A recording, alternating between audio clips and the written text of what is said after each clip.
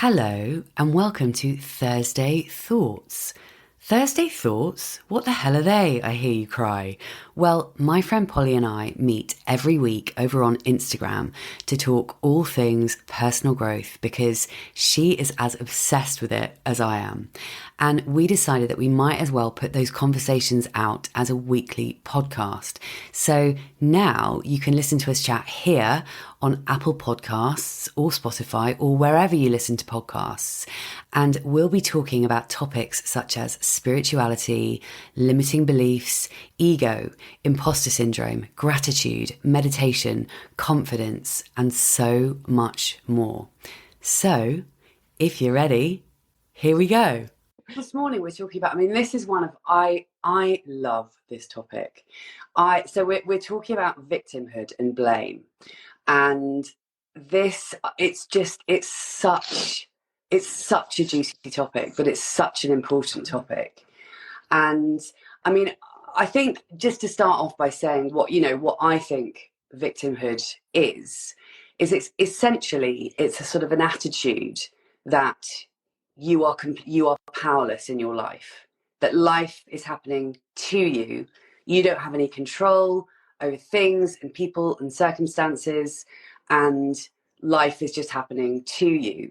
Whereas an empowered mindset is more about where we think that life is happening for us. And when I look back at myself, I lived from a victim mindset for 30 plus years. And it's taken a lot of work to get out of that victim mindset. And what it can look like is a lot of complaining, a lot of blame, a lot of, well, that's never going to happen for me. I can't do that. That's never going to change. It's this idea that we do not have control over our lives. And so what we want to do is kind of flip that to an attitude of, I absolutely do have control. And it can look like it. So for example, if I look back at my life, it can look like things like, say, finances, for example. You can be like, well, I'm never going to have any money and I'm always going to be in debt because of the government, because of the cost of living, because of this and because of my job and because my boss doesn't like me, so I'm never going to get a pay rise. So that is coming at that from victim mentality. Whereas an empowered mindset, you're going to be like, what can I do to change this? Okay, so I need to rein in my spending. I need to start putting a tenner a month away for savings or whatever it is. I'm going to start making small changes. Something like, say weight loss. Say you want to lose weight, or say you're overweight, but all you ever say to yourself is, "There's nothing I can do about it. It's my genetics. It's the way it is. I can't change it." Rather than, I absolutely can change this. And what am I going to do? Let me speak to a nutritionist. What small changes can I make? Etc. Etc. Etc. It could be, I'm stuck in this job forever. I cannot change this. I am stuck here because, take me, I'm single. I'm stuck doing this because it's just me and I'm never going to be able to get out of it and blah, blah, blah, blah, blah, and the world is really hard and this, that, and the other. Whereas the flip side of that is, I absolutely can change this. Let me look at what I can do. So it really is about taking your power back, because when you come from a victim mentality, when you find yourself telling those stories over and over and over again, that, oh, it's, you're blaming people, you're blaming your boss, you're blaming the government, you're blaming society, whatever it is, that is just totally giving your power away. And if you want to change your life for the better, the very first thing you've got to do is start taking personal responsibility and realizing that actually you do have a choice and it is your life and you get to make changes. And yes, of course, things are happening around us all the time that we've got no control over, but we do have control over how we respond to things and what we choose to do with our lives. And the reason this subject, I'm quite passionate about this subject, is because I know that I used to be a victim 100%. It was all like, yeah, but it's not fair because these are my circumstances, and it's not fair because this or that happened. And the other thing about a victim mentality to bear in mind is that every single one of us has gone through some kind of difficulty in our lives, some kind of trauma, whether it's big trauma or little trauma, whatever it is. we've all been through shit in our lives. So the question is, are we going to use our past as a reason to not move forward in our future? Are we going to use the stories from our past to hold us back, or are we going to take responsibility for doing something about it? Because at the end of the day, we have that choice. We can allow things that have happened to us in our lives. We can say, well, I have my heart broken so badly that I will never get into another relationship. We can allow that to hold us back, or we can choose to see things differently and take actions to move forward. It's so interesting. And I think partly the problem with victim mindset, certainly myself, I didn't realize for years that I had this kind of mentality. I really didn't. I didn't realize that I was living my life as if I had absolutely no power over what it looked like whatsoever. I didn't realize, I didn't understand, or I didn't feel like I was able to change my circumstances. And the thing is, as soon as you get out of that victim mentality and you stop putting the blame on everything external, and you start taking responsibility for you and your life from this day going forward, things just start changing, things just start shifting, and life just starts getting better. Yeah. Yeah, well, that's it pretty much. You've so beautifully said in a nutshell, Lucy. I mean, I couldn't. I'm the same. I very much came from a victim mentality, and when the part which I can really see in my life where I was really it fell into this category was when I had my three small kids.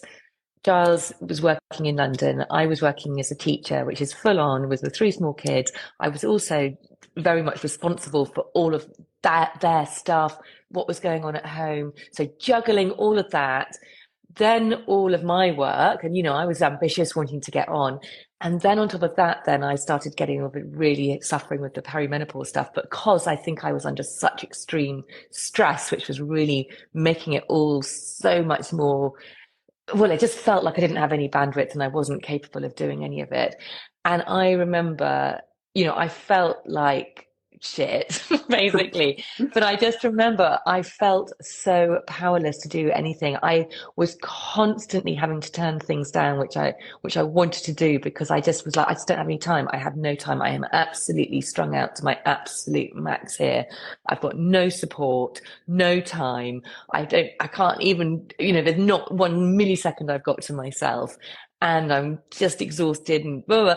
But, and so that was my mentality. I just felt like I had no options. And yes, it's really freaking hard when you have other people who are so reliant on you. And it is very hard to find those moments of time for yourself. And for me, that's what I found the hardest, is not having any time to myself. But when I started to find small solutions, go into sort of problem solving mode, as opposed to I am the victim mode, because I was in that I am the victim mode for ages. I was thinking, nobody wants to hang out with me. I haven't got any friends. I am so miserable. Why me? Why me? Why can everyone else seem to be able to do all these really lovely things and I just can't, so I really was in that.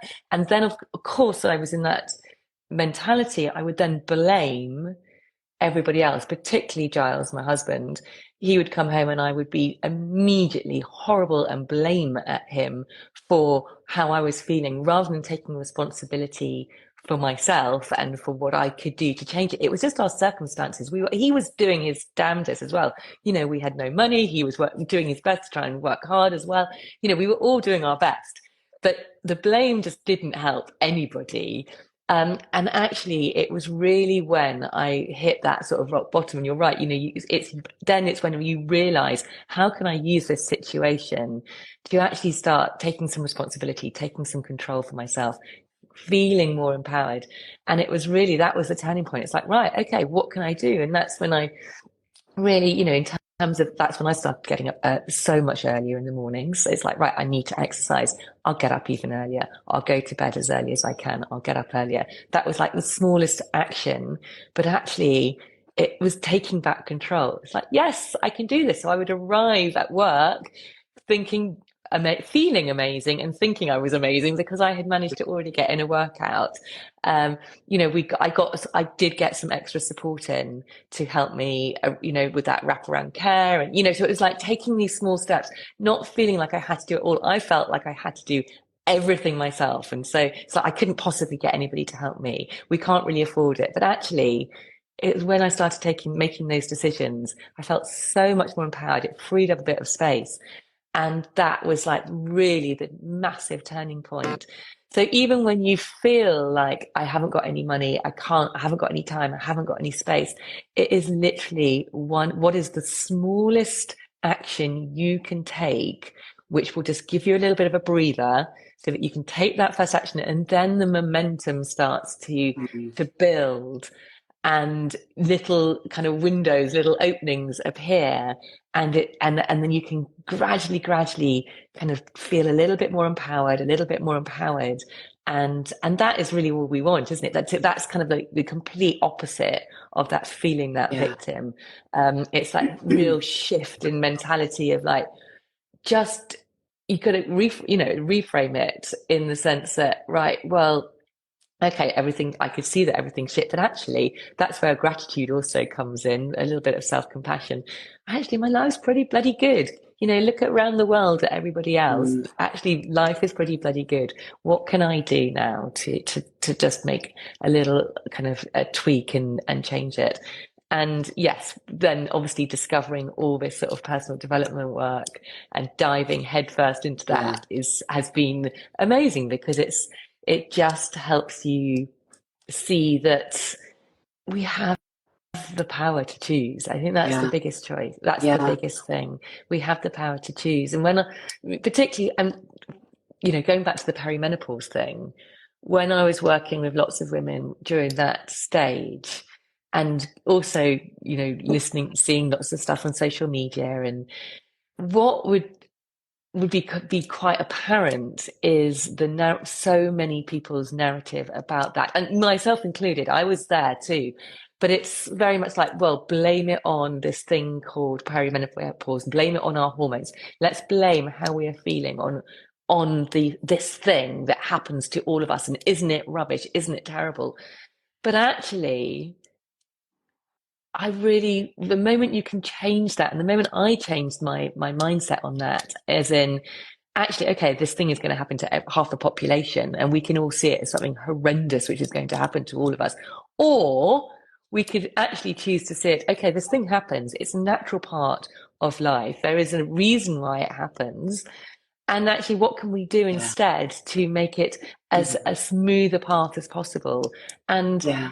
thankfully, that the narrative is now beginning to change. So we don't have to feel like we're the victims of it, because the moment you'll feel like you're a victim of it, everything's going to be 100% times worse. Whereas Yeah. actually, if we can change it to actually, okay, it's going to happen. It's actually a very empowering time of life. That's why I started my positive perimenopause podcast, because actually, if you look at it that way, it's more solution orientated Yeah. than it is, kind of like blaming it on something that's just going to happen to us.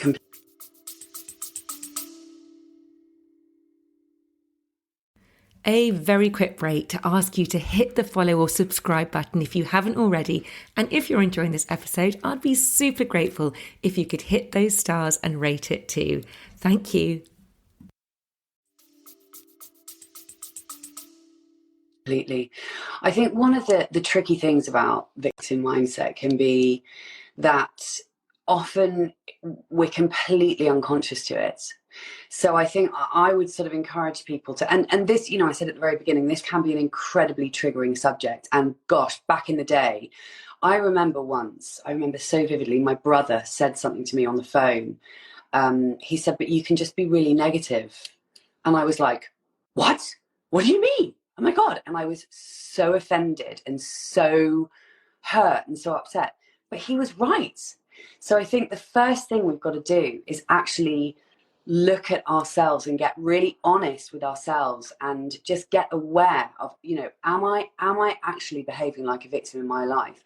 And one of the ways to do that is you were just talking about stories, the stories we tell about perimenopause, for example, but what stories do you keep telling yourself about the things that are happening? Like, are you struggling at work, and do you keep telling yourself, well, it's because my boss hates me, he just hates me, are you just telling yourself that story? Or I'm just trying to think of another example. If you feel a bit stuck in your life, are you, what story are you telling yourself, and does that story consist of things outside of your control that are the reason why you're not able to make any changes? Because ultimately it's about switching. It's about switching your mindset from, there's nothing I can do about it, life is just happening to me, I am just a complete, I am just this passive person who just sort of sits around waiting for life to happen to me and there's nothing I can do about it. It's switching from that to, what can I do about it? What can I actually do? And how, and also, how am I going to figure it out? Rather than immediately thinking, well, there's nothing I can do about it, blah, blah, blah, blah, blah, it's too hard, and, no, because my, it's unfair because I come from this background and therefore that's not possible for me. Well, fuck that. Instead of saying that, think, how am I going to change this? What can I actually do? Let me figure this the hell out and work out how I can get to where I want to get. So yeah, I think the first thing is to have that very difficult conversation with yourself and ask yourself, am I being a victim? I know someone who, oh my gosh, she's such a victim, and every single conversation comes back to these things that happened in her past. Everything. It's like you can be talking about something completely different and she will bring it back to these things that have happened in her past. I might add, this is not a good friend of mine. In case any of my good friends listen to this or watch this, she's not a good friend of mine. But she is the kind of person. So basically, she brings everything back to, but that happened, and because of this and because of that, that is why my life is the way that it is. And she allows it, and because of that, she sits in the same fucking place. She sits in this victimhood. She doesn't move forward. She carries on complaining and moaning about life, and oh, isn't this shit, and oh, isn't that shit. So ask yourself, are you doing that? Like, is there a story or stories that you keep referring back to as the reason why you can't do this, or you're not doing that, or the reason why you've ended up in the place that you are in your life and you're stuck here forever and ever and ever and ever, and there's nothing you can do because of whatever it may be? Yeah. And also, can I just say, though, on that, quite often it could be so subconscious, because in fact there could have been labels that your parents or your grandparents or somebody has given you when you were growing up. Oh, you are the one who is really not very good at reading, or whatever it might be. So you might have been given that label. So you've kind of that story has just been part of who you are, and it's just very much, it's seeped into your being. So you just kind of, you do. It's what happens. I've had labels that you put onto it. So it's like, well, I'm not very good at that. I can't do that. Yeah. And that's just a story. And so you just almost play into that story. You use it as an excuse to navigate through your life. Yeah. And I can see it nowadays, everybody these days. And I don't get me wrong, I know that some people have really struggled with something like, for example, ADHD. I know it can be really difficult.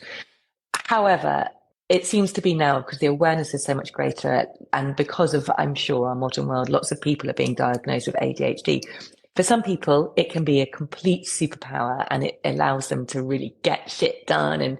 But I hear again and again and again, I just hear it everywhere, all around me now. Same. It being used as an excuse for reasons that but you can't do something, or it's just an excuse, or because of my ADHD, because of this. And it's actually like, well, actually, why don't you try and shift that? And it's okay, because I've got ADHD, it now means that I can get hyper focused on one thing, and I can use it in that way. It's just it's an adaptation of our modern world. But so it's just, and I know there are that everybody has challenges. There are some more severe than others. But let's try and use what we have, these challenges or stories. Some of them are very real challenges, but some of them are stories, and just use them. Just see if we can reframe them and use them as a superpower, as a positive thing. And because that's the thing. It's like we have a choice. Are we going to allow this thing or this story to hold us back, or are we going to deal with it differently going forward? Like, I mean, the example of ADHD is a really good example. And I've also, everyone seems to have ADHD. I'm pretty sure I've got ADHD. Yeah. People, like, everybody seems to have it. It's like, it's just this thing now, isn't it? But it's a really good example of, oh, well, I can't, because I have ADHD, I find it really hard to, be on time, or whatever it may be. But again, this is about taking personal responsibility. This is about proper self-responsibility for your life. Like, we are responsible for our lives, and that isn't the isn't what we're thinking when we're in the victim mindset. But when we choose to cultivate an empowered mindset, that's when you're like, okay, well, this is the situation, so I can either go down that path, or I can go down that path. So which way am I going to go? Like, how am I going to deal with this? And that is always a choice. We always get to choose. And the thing is, this can be a really difficult conversation. It really can be such a tricky thing to think about. And again, I emphasize that I was a total fucking victim for years and years and years, didn't realize it. And when I started to realize it, it was like a punch in the stomach. It was like, oh my God. So this sort of sudden realization of how I'd been living my life. And I kind of felt really embarrassed and really sort of shameful about it. But the thing is, until we really look at ourselves and the ways and our attitude, is your attitude that you get to create the life that you want, and that you have power of your life and where you're going? Or is your attitude, I'm completely powerless in my life, and shit just happens to me? It's that. And you're so right about it. It often shows up as making excuses. It often shows up as making excuses, as blaming other people, as complaining, and just feeling as if we do not have the power to get out of the situation that we're in, or to get over the problem that we have.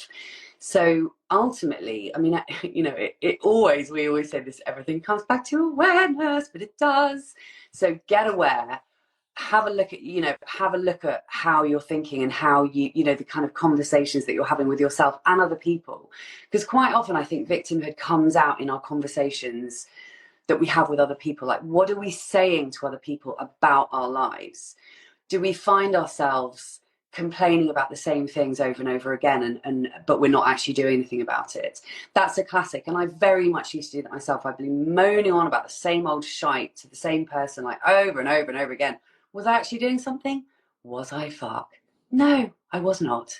So it really is, it's flipping that mindset from why is this happening to me, to what can I do about this? How can I figure this out and work it to my advantage?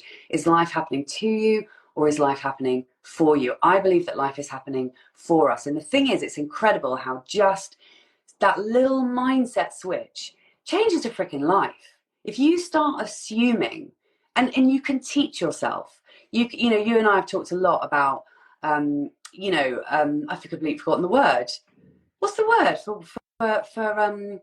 rewiring our brains? Neuroplasticity. Yeah. Hashtag losing the plot. Now I've completely forgot where I was going with that. But anyway, the point is that we can choose to make that tiny shift in, is life happening to me, or is life happening for me? And all it takes is repetition. It literally is repetition. We've got to tell it, and initially it's going to be like, oh yeah, well, that's a load of shit, because life's clearly not happening for me. But you've got to get over that. You've got to get through that, and you've got to keep saying it to yourself over and over and over and over again. And that is how you form a new neural pathway in your brain. Yeah. And that is how you change your life. Yep, absolutely. So yeah, I think very simply for people who are listening, first step, awareness. You can do that also just by, as you said, becoming aware of the conversations you're having. But maybe if you're a journaler, really look back on what are you journaling? Are you finding that if you were to look back on any of your what you've written, how much are you actually complaining and blaming and about other people, and how much are you actually going, oh, solution focused, I'm going to actually try and move ahead and solve it. You also, that mindset is so important. How can you reframe a story that you've been telling yourself? Resilience, I think, is quite an important thing here as well, because actually, obviously, the more resilient we are, the more able we're going to be, the stronger we're going to feel, and more capable we're going to feel to be able to overcome these, whatever it is, these things which are getting us down. And I do, obviously you've got to have that awareness of what you're moaning about or complaining about. But I think if you can continually keep building your resilience, your bandwidth, your capacity, you're going to be able to overcome these things and have that ability to go, yes, I can find a solution. Because I think sometimes when you're at rock bottom it's hard sometimes to do that. So yes, practices to build that resilience are really important.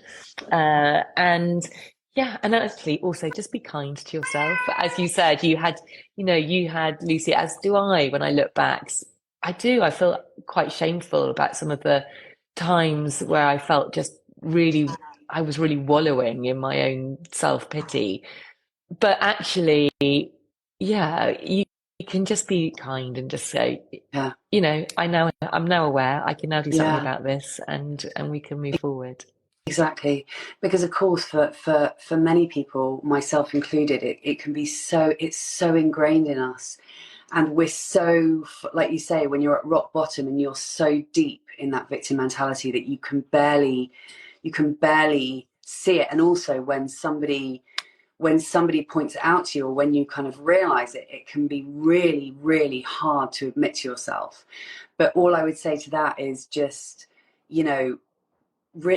just bear in mind that we all have a tendency to do it. All of us, every single one of us. Yeah. I still do it. My God, it's not like I'm constantly, floating through life and like, oh, I'm so empowered and I'm not a victim at all.